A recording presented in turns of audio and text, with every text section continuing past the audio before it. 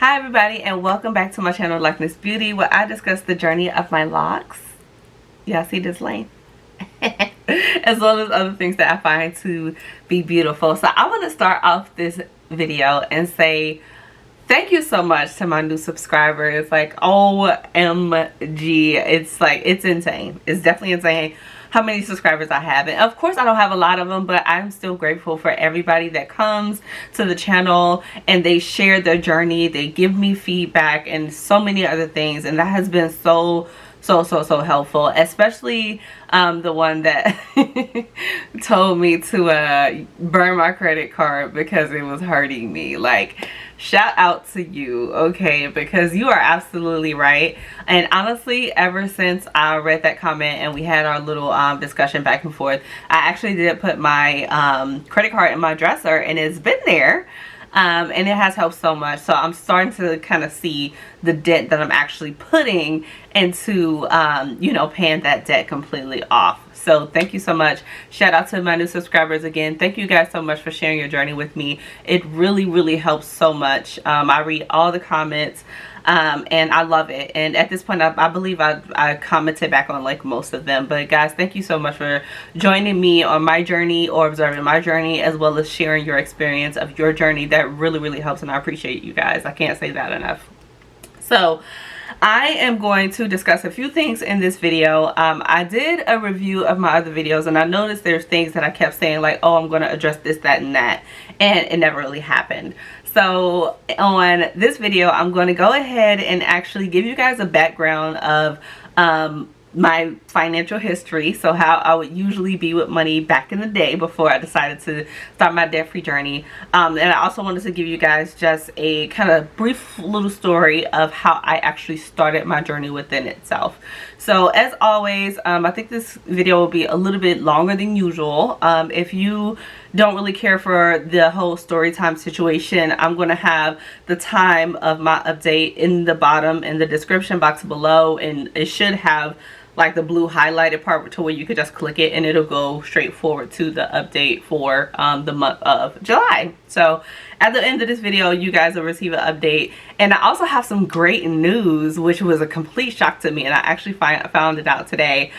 So things are starting to kind of pick up. So I actually may add a little bit of my spiritual journey in there as well, because some stuff has been happening and it's like throwing me for a loop right now. It is literally throwing me for a loop. So I'm going to add that towards the end of my story. So like I said, this video might be a little bit longer, but you know, those of you who have nothing to do or you're just listening to me while you're doing other things, I think you'll pretty much enjoy like my journey within itself. I'm gonna try to not make it as boring as it may sound.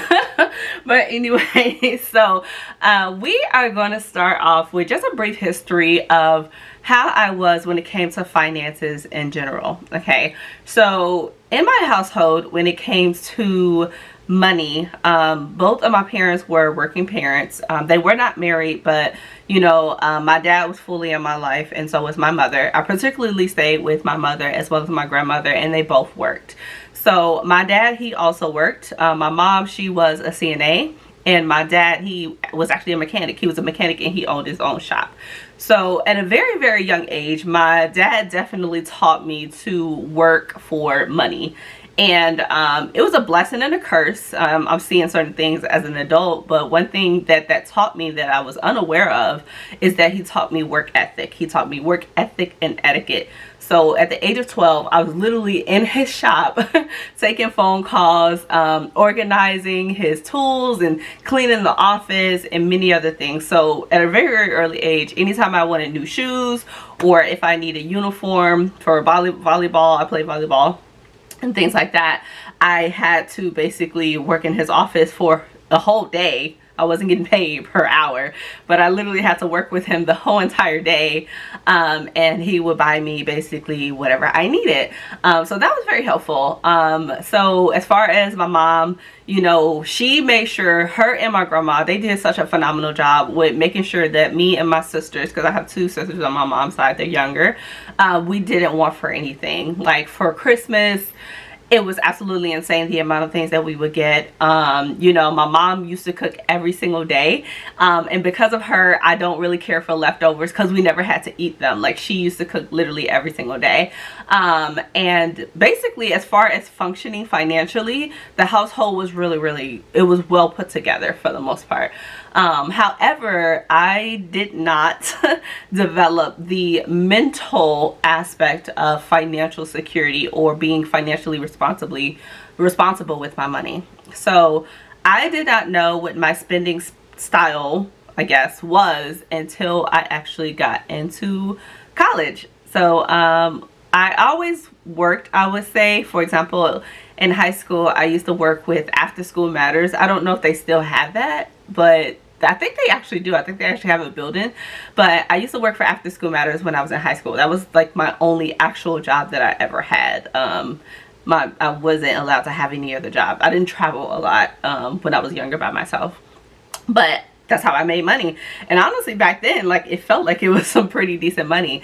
And because I didn't have any responsibilities, anytime we did get paid, I was able to kind of use that money and do whatever I wanted with it. Whether it was, you know, go to a restaurant to get something to eat, buy clothes, buy candy, go to the ice cream truck, candy store, whatever. Like, I literally was able to take my money and do whatever the heck I wanted to do with it. So as far as learning financial responsibility, I didn't really learn that. So when I got into college, I went to a community college for my first degree, for my associates. That is when I slightly started to get a little bit of responsibilities, because I was responsible for my books in school. I was responsible for getting my school supplies and many other things. Surprisingly, I don't know like why most of that was on me. Like, you know, my mom and my dad, they definitely pitched in, but for the most part, you know, they were like, you know, you're an adult now, like, you have to, you know, figure it out.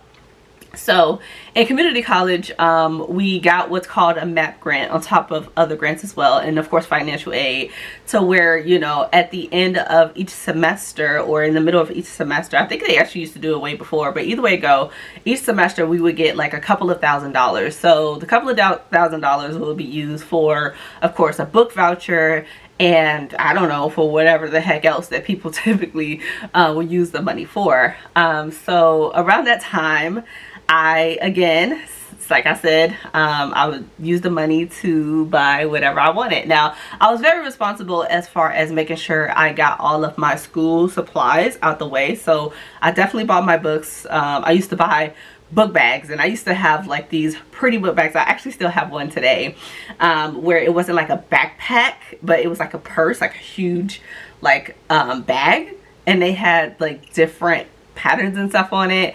And because I have my own money, aka the refund check, I bought like that bag and like almost every pattern that they had. So I was obsessed with it. Like I said, at the time, I still didn't have any real responsibilities. I had a phone, but my grandma was paying my phone bill. Of course, I was still living with my mom around this time. So I really didn't have any big responsibilities. So I would just buy whatever I want. I would take care of my responsibilities first, such as, okay, supplies, books, etc.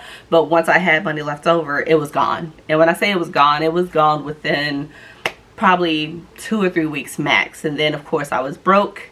I wasn't working, so I really didn't have much money. But you know, back then in community college, it wasn't a big deal.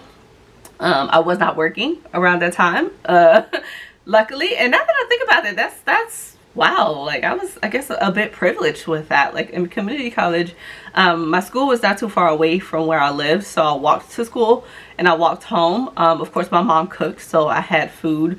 So I guess I didn't really realize how privileged I was to be able to, you know, go to community college and not have to get a job and work. So wow, okay, self-reflection.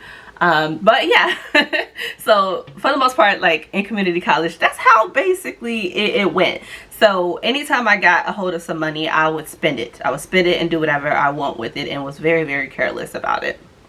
So after I graduated community college, it was time for me to go ahead and apply for university.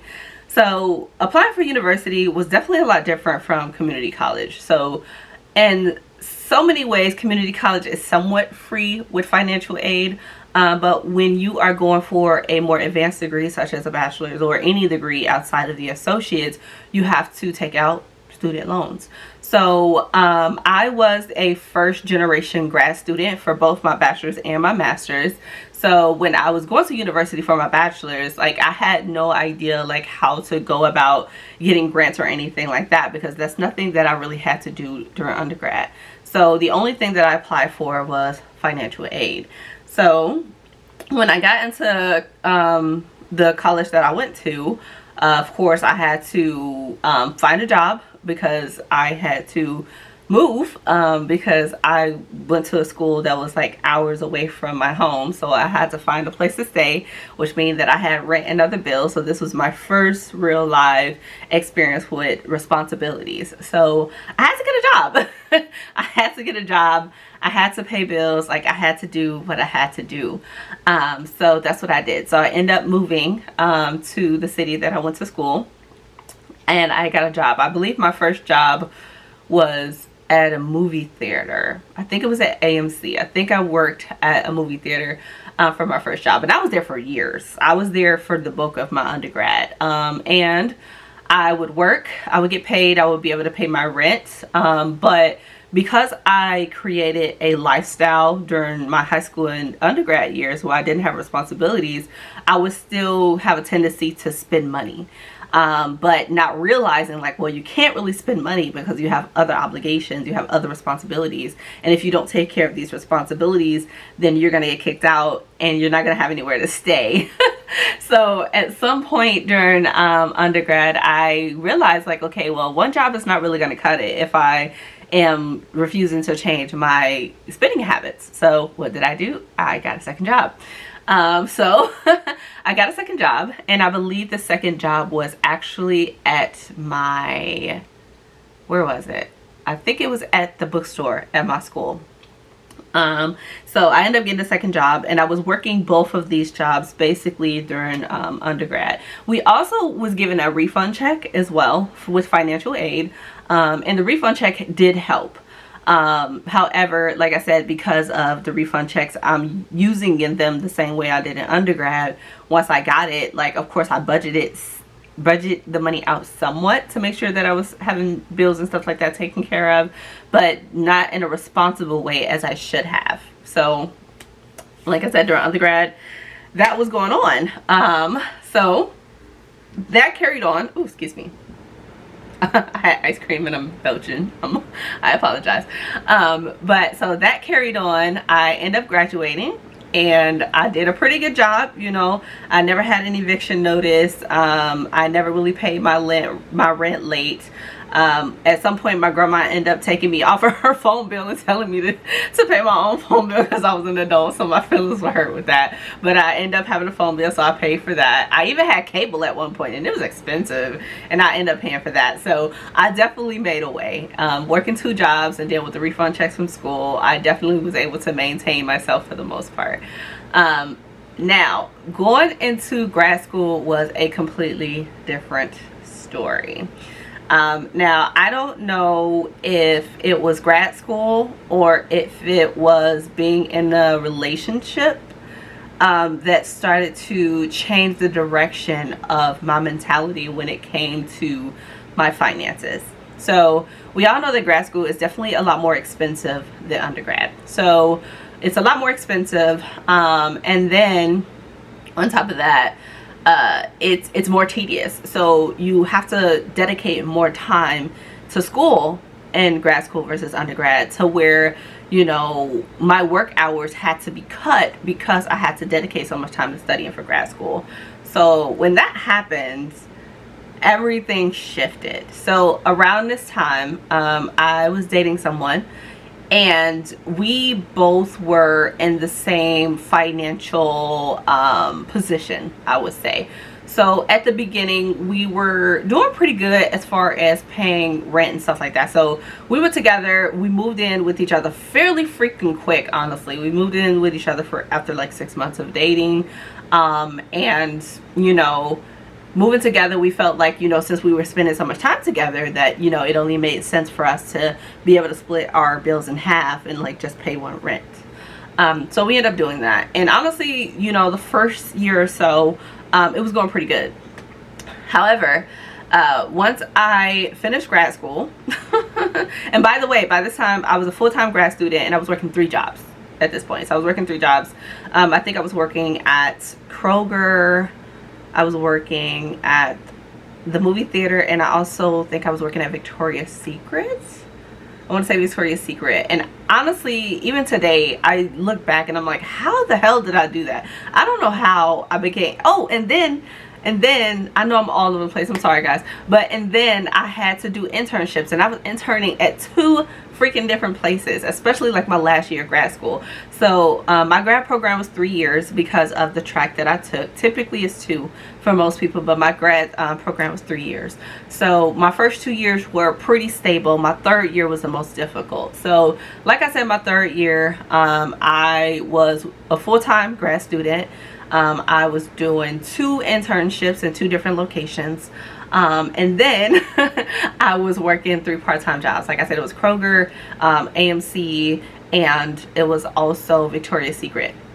So at some point, I believe my 2nd year of grad school, I ended up getting a graduate assistantship where they pay for the semester, and I was teaching a psychology class, an undergrad psychology class. So I ended up getting a graduate assistantship for that. So what that meant that I did not know is that with me having a graduate assistantship, I could have took out less money for my student loans, but like I said, I'm a 1st generation graduate student. I really didn't know much about resources. I had no idea what I was doing, especially when it came to financial aid, so I did not do that. So the opportunity for me to kind of chuck off maybe $4,000 or $5,000 in my student loans, which is not a big deal, but it probably would have been.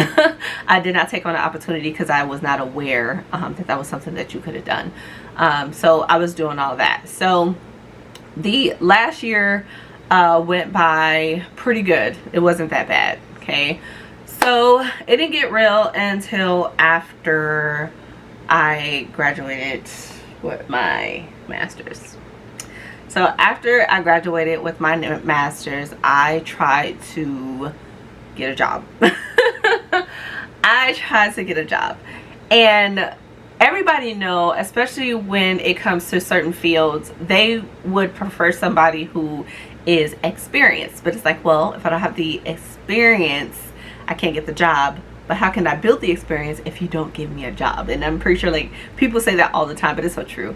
So I was trying to get a job, and it was very, very, very difficult to find a job because of my lack of experience. So mind you, as the years went by with grad school, me and the guy I was dating at that time, we started to increase our living expenses. So when we first moved in with each other, we were in a studio. We went from a studio to a 1-bedroom, and then we went from a 1-bedroom to an even better 1-bedroom. And then after the 1-bedroom, we end up doing a 2-bedroom, and one of his friends stayed with us. He stayed in the spare bedroom. So this experience right here was the one that made me kind of do some research about what's going on. So around this time, I didn't have a job, and I was in the process of trying to find one after grad school. So like I said, our expenses were pretty high. I think our rent was a little over $3,000, but we had other expenses that we also had to pay. So at this time, minimum wage, I don't remember how much it was, but it was fairly low. It was nowhere near what it is today. And like I said, with me kind of being so careless with my money, of course my spending habits around this time also did not change. So when school was in, I was depending on, of course, my job checks as well as the refund checks. And reality did not hit me that the refund checks were no longer going to come in until the school semester started, and I was not enrolled in school because I was done. So I did not think about that until my finances started to reduce drastically. So one thing that I noticed is that every time when I got paid, I felt like the money was burning in my pocket. I felt like I just really had to spend it, And for some reason, saving was just like out of my mind. I did not have a savings account around the time. All I knew was spend, spend, spend, and it would replenish itself. So I was used to that lifestyle. So when the money started getting low and I would get paid, and there were so many times where I would, I was working at Kohl's too at some point. I was working at Kohl's.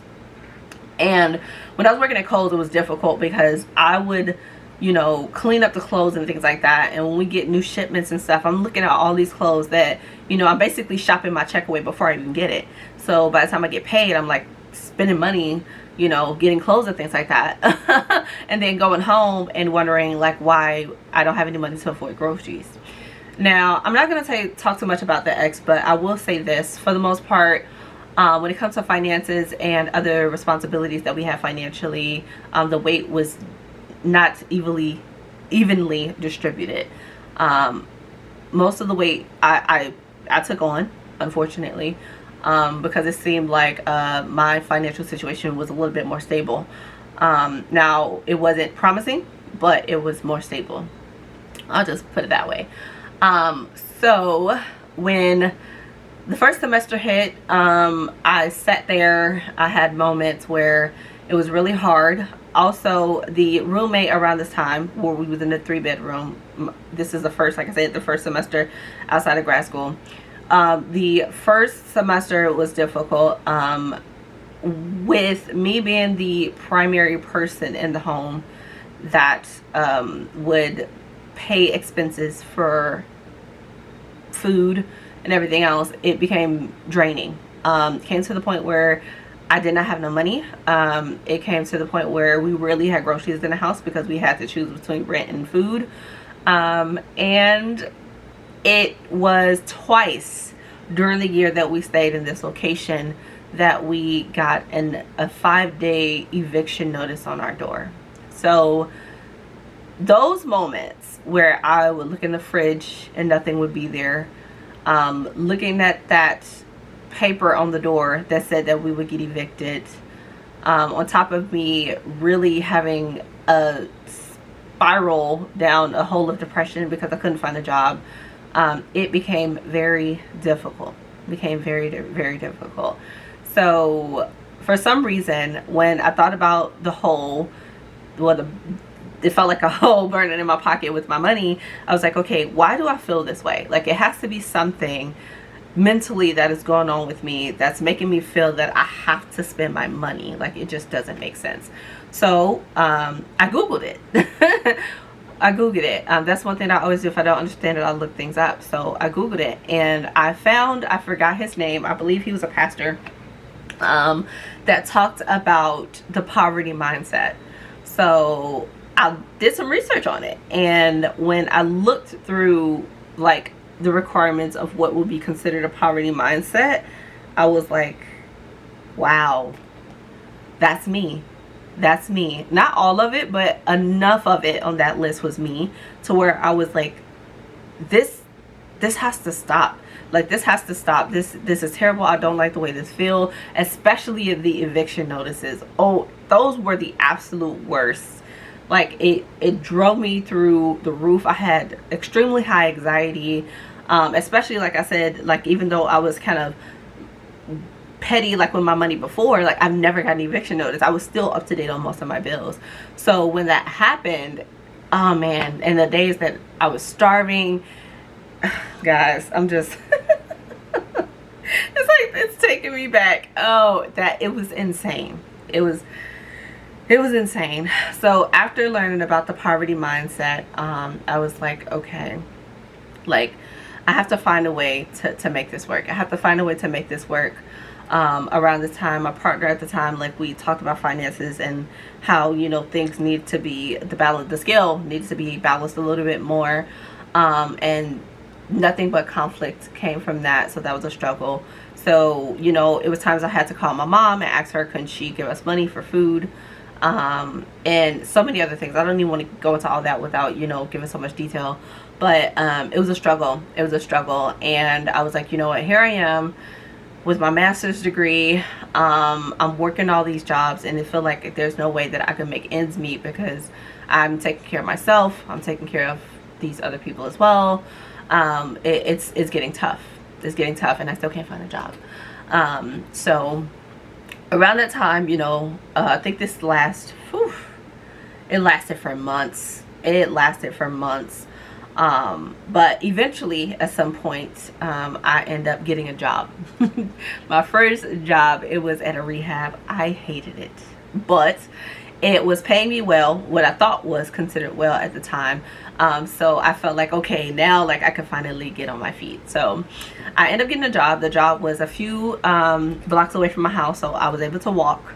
And I went to the job. I was making a decent amount of money, and then I was able to kind of pick myself back up. Now, don't get me wrong, once I got the job, all that, those moments where I'm like, oh, eviction notice, oh, like the refrigerator's empty, completely went out of my mind. Like, I just wanted to pick up on the bills and go back to my regular spending habits.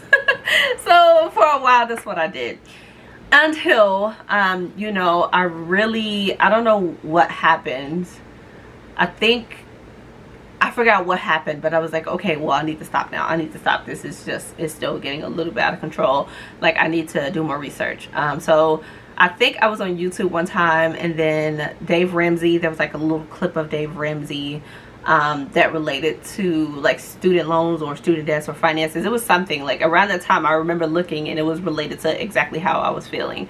So I clicked it. And I was looking at the videos, and I'm like, oh, okay, well, that makes sense. So then I was like, okay, I looked at another video, and they were talking about financial literacy. So I was like, okay, well, what's financial literacy? I don't even know what that means. So I looked it up, and I actually got very into it. I started to look at more videos about it, and I ended up meeting one of my friends who's a really good friend now, meeting her, and then she started talking about it. We started talking about it together. So then at the school that we went to, that we both graduated from, they had a seminar for financial literacy, and I'm like, oh, that is so nice. So she was like, hey, like, it's this financial literacy seminar, like, do you want to come? And I'm like, hell yeah, I want to come. Like, we're on this kick, we're trying to figure things out, like, absolutely, I want to come. So I ended up going to the seminar, and kid you not, ever since I went to that seminar, like, that was it. That was it. That seminar like really gave me the boost and the energy that I needed to get my finances together. Now, this has nothing to do with the debt-free journey, but it really got me getting my ish together when it came to finances and budgeting things out and doing things that I'm supposed to do. So the seminar was about, I think, an hour and a half. It was pretty, I think it was supposed to be big, but you know, a lot of people really didn't show up. But he talked a lot about, you know, budgeting things out, importance of investing, the difference between liability and the asset, rent, and so many other things. He gave me so many, you know, so much knowledge that I just was not aware about or even thought about. So on top of that, and I got the books here, he wrote 3 books. So we have Winning the Money Race, we have The Money Savvy Student. Okay, and this is the guy here. Hopefully it'll like zoom in. But this is the guy here. His name is Adam Carroll. Adam. And he also had 30 Days to 1K. So my friend and I, we end up reading 30 Days to 1K. I think that's the first book we read. And then we read little pieces of Winning the Money. No, actually, I think I read the Winning the Money Game. So after getting more information about finances and things like that, I was like, okay, like I could do this. This really works. This really works. So after learning about finances and things like that, I got better with my money as far as taking care of responsibilities, but not necessarily my spending. It was just the same, but I was able to balance myself just a lot better. So it was like that all the way up until me and this individual that I was dating decided to be completely done with each other. So we had broke up, but we were still talking to each other. You know how like you guys break up but you still like deal with each other on some type of level. So we ended up breaking up, but we ended up dealing with each other for about 2 more years until something happened. I'm not gonna go into detail, and we officially broke up. Like, it was officially, I'm blocking you, no contact, we're done. So after going through that, I went, okay, I'm sorry, camera had cut off. So after that, I went to counseling, and I basically went through the process to heal myself. So after I healed myself, I was at a better space, and I was at a point where I felt very raw. So at that time, after kind of healing my traumas, she did a therapeutic approach called EMDR. I'm not going to go into details, all that. It's a whole thing. But it was phenomenal. So after doing that, I felt like a clean slate. So when I say clean slate, I meant I felt raw. I felt bare. I felt like I did not know who I was anymore, which was a great thing. But it was like, okay, well, at this point, I have a blank canvas and I can paint this canvas however I want. I can be whoever I want to be. So I started to sit down and really think about, okay, who do I want to be? Who do I want to be? What type of woman do I want to be? What type of wife do I want to be? What type of mother do I want to be? And I started to really zero in on the things that I was not too good at now. So I did this scale. And it was a rating scale. I don't even know if I still have my journal, but it was a scale of like all of the areas in your life, and you had to rate yourself from a scale from 1 to 10 on how well you felt like you were in these areas. So it was social, occupational, spiritual, financial, physical, mental, emotional. It was like all the O's, right? And with financial, I was like, well, you know, I feel like I'm in an okay spot. And for a long time, I used to say like, oh, I don't want to be rich. I don't want to be wealthy. I just want to be comfortable. I just want to be comfortable. I just want to be comfortable. And at that time, after going to the seminars and getting my finances together, I felt that I was finally at a comfortable spot. And now that I had reached that comfortable spot, I was like, okay, I've been preaching all this time that I just want comfort. And I don't want comfort anymore. Like, I want something more than that. I want to do more than that. I want to be wealthy. I want to be wealthy, not rich, but I want to be wealthy. So like, how can I go about doing that? So I started to do more research with financial literacy. I started to do more digging with Dave Ramsey. I ended up buying his book, The Total Money Makeover. Honestly, I did not read the whole thing, but I did read a few chapters. But that's when I really started to zero in on being debt free. So I did not necessarily know how much debt I was in. So I went to Credit Karma and I found out. And when I found out, I was like, okay, this is a lot of money and I don't know if I could do this.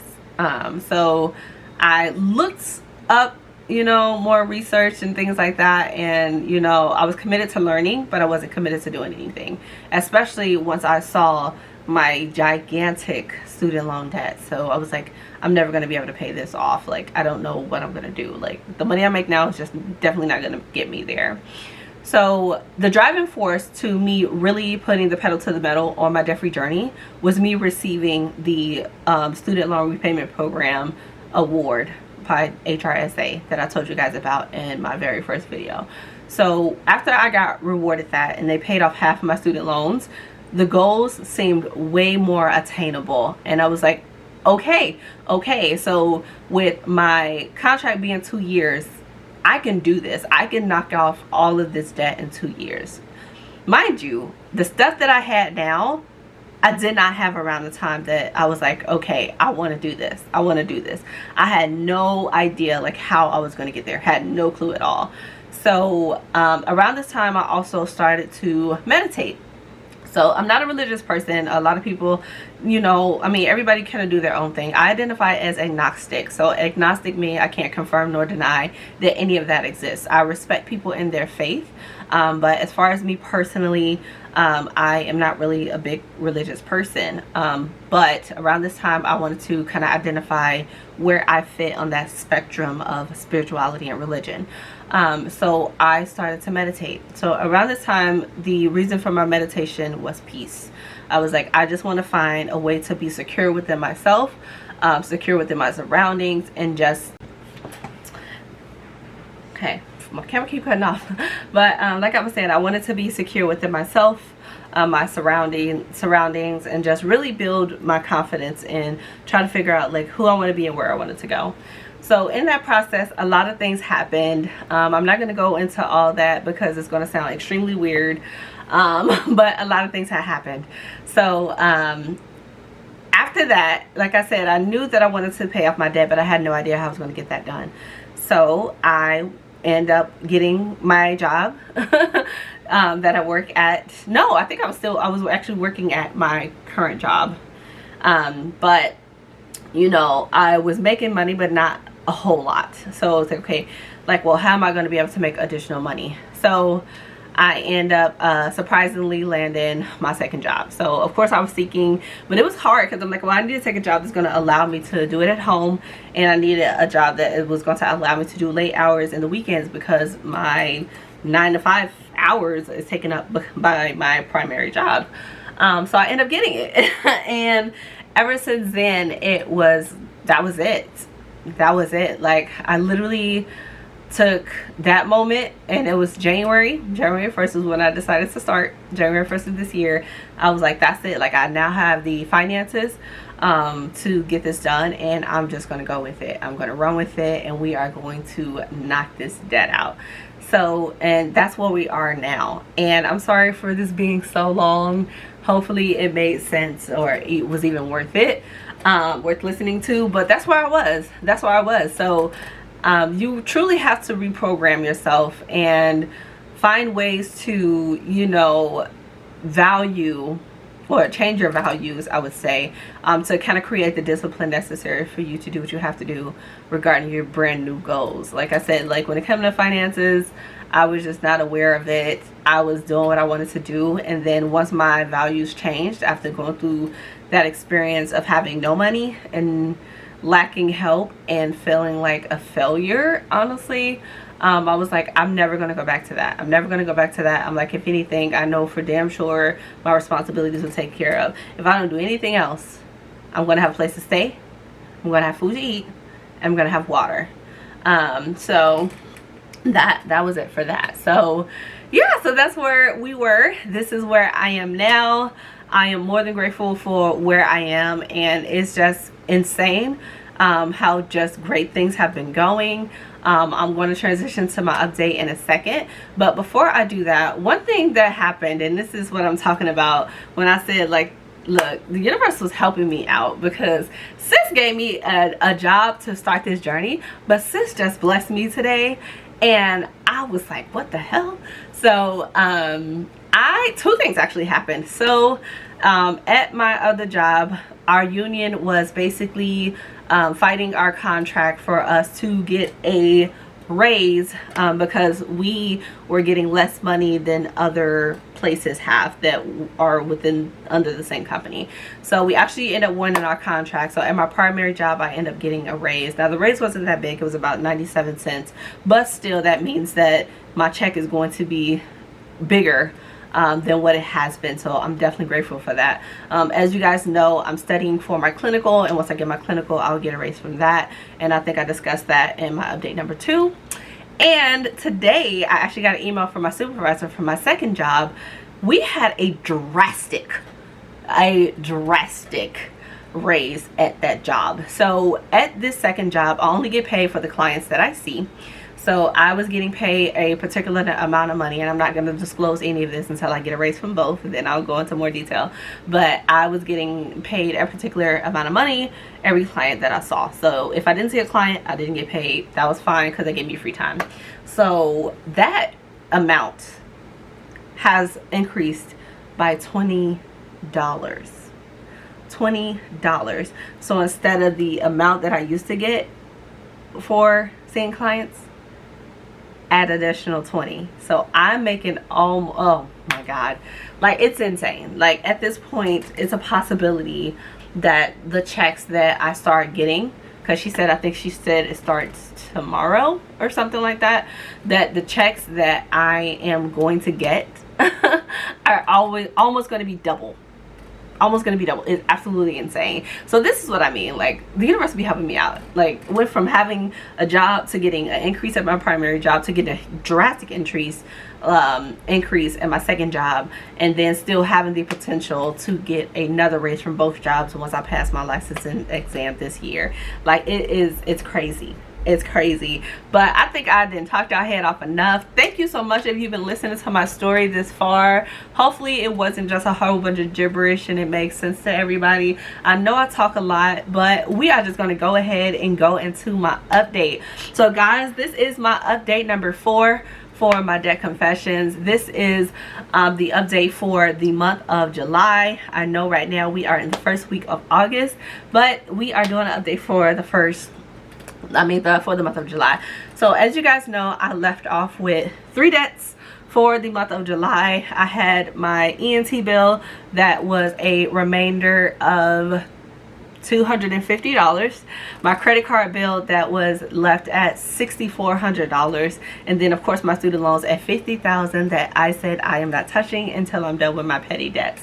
As of the first week of August, as I told you guys before, I went ahead and paid off my ENT bill. So now that is at a 0. That is at a 0. So we went from 3 debts down to 2. Okay, so on top of me being able to get rid of my ENT bill, I was also able to pay a nice little chunk on my credit card bill for the month of July as well. So currently my credit card bill is now $5,700. So we went from $6,400 to $6,700 at the end, sorry, $5,700 at the end of July. And of course, as far as my student loans, I have not touched my student loans.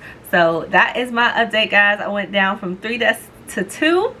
I am pretty excited. Not a little bit annoyed because this credit card bill is going to take a little bit longer, and the reward system that I developed with paying a debt every month, that is definitely about to slow down because paying off a couple $1,000 credit card is intense.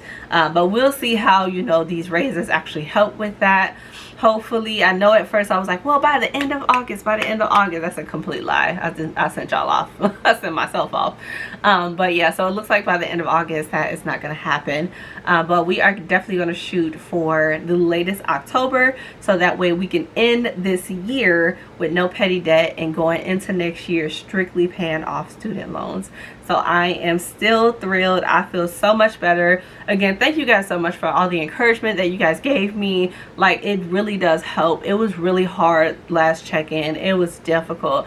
I'm feeling a lot better now. Oh, I kind of cheated too. So after I had my little episode during my update number 3, I went on a mini shopping spree. I spent about almost $300 on clothes. Which I enjoyed, but I was like, dang, this could have went towards my credit card debt. But you know what? I don't feel bad about it. I have not bought myself anything in a while. I actually have one of the pieces on that I bought. It's like a little black jumper. I will stand up and give you guys like a little review, but I would have to do too much to do that. But yeah, so I went on a mini shopping spree. I actually enjoyed it, but you know what? I forgave myself for it. I feel a lot better. It actually helped me get motivated to continue my journey and go back to strictly paying off loans and not doing anything else. So I'm pretty excited. But okay, because this video is about to be almost like 40-50 minutes long. As you guys know, like I said, I went down by 1 debt. I'm gonna go ahead and show you guys a video of me cutting off my chain, and then I will see you guys for my next update, which will probably be the first week of September for the month of August. Thank you so much if you have been listening to me so far. I'm sorry that I ramble so much. Thank you for joining me on this journey. Thank you for the words of encouragement, and I hope you guys stay tuned for my next video. Bye. Okay, we are back with my debt rings. Do you guys see this?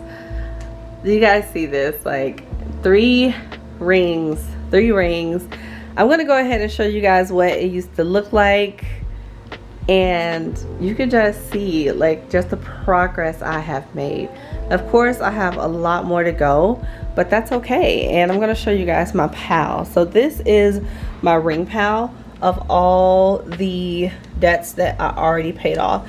And the reason I'm keeping a pile is because, I don't know, it just feels good to see the rings on the ground instead of just like throwing them away. I may burn them actually once I get done with all the rings. I don't know, we're just gonna see. I think it'll make me feel good. So as you guys know, this one right here is for my credit card bill that, like I said, I'm attacking this one now. And the very long one right here, of course, is my student loans, and this one will definitely be attacked as soon as I get the opportunity to do so. So the one that is our star for today is this little ring right here, which was the remaining balance of my ENT bill, and now it is no more. So we're gonna go ahead and I am going to snip this off.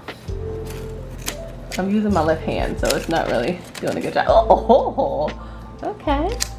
There we go. That was the remainder. So there we go. Gonna add it to the pile. Add it to the pile. So we have 1 and 2. I am satisfied. But guys, thank you so much for tuning into my channel.